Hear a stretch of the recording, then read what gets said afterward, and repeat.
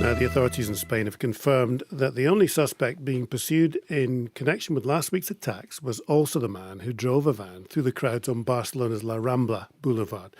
Olivier Guta is a security expert and managing director at Global Strat. Hello, Olivier. Hello. Thank you for talking to us. There's this huge manhunt Sure. underway. How big a miss has this been for Spanish security services?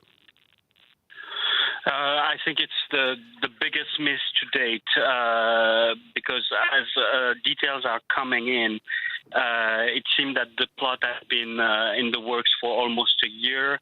That even the neighbors were becoming quite suspicious of the activities of bringing in gas canisters. We're not talking about a single jihadist, deciding on a whim to just jump in his car and kill people. We're talking about at least a cell composed of 12 people that for about a year conspired to attack Barcelona or other targets in the country. And this attack looked to have been of a different scale, didn't it? The plan appears to have been to have these vehicles explode. Yes. Actually, they were planning to have 3 vans full of explosives and had 120 gas canisters. One of the possible targets was the main church in Barcelona. But what we're looking at is possibly a much larger international sale with possible links to Belgium as well, and that's quite worrying as well.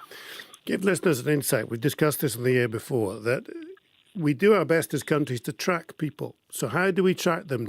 Are we eavesdropping on their conversations? Do we follow them? What's happening? So a couple of things. Those people were linked to an imam that had been singled out as well as having links to the Madrid 2004 bombings, and should have been one way or another either under active surveillance from the services or because he's a Moroccan citizen, linked to extremism like the Italian Jew, should have been deported from Spain in 2004 when those links were established.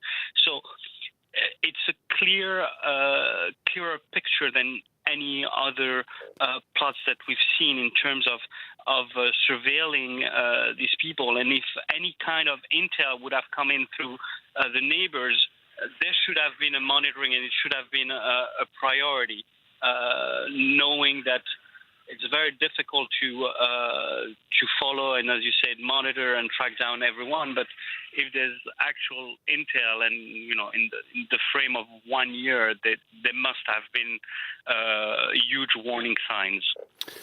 This is your business, and no country appears immune to this. There were no barriers in place at La Rambla. What do you think we're going to see from now on in European cities?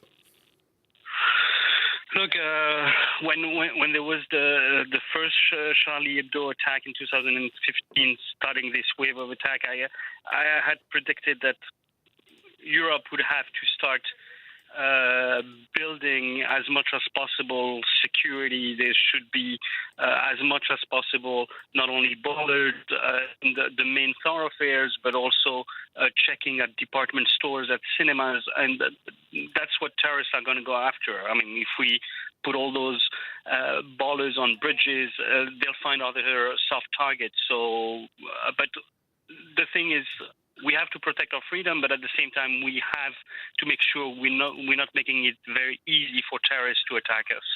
Let's get back to the manhunt of Yunus Abu Yaqub. Now, it's in its 4th day, and we know the simplest way to evade security is not to travel by train, it's not to travel by car, it's to walk places, it's to hire bicycles and to have balaclavas. He could be miles away, couldn't he? He could be anywhere in Europe. Yes, I mean, obviously there was, at the beginning, the Spanish services had told the French services that he might be in France. It could be in Belgium, for that matter, if there's a link to Belgium. That's unfortunately the problem when you have the Schengen Accords that are making it easy for people that are already on European soil to travel from one place to another, because if you had to cross any kind of borders, it would have been stopped by now. So the issue is still very much valid, and I know a couple of countries in Europe are thinking about reinstated borders, especially the French, for instance. Olivier, thank you. Olivier Guita, security expert at Global Strat. He's MD there too.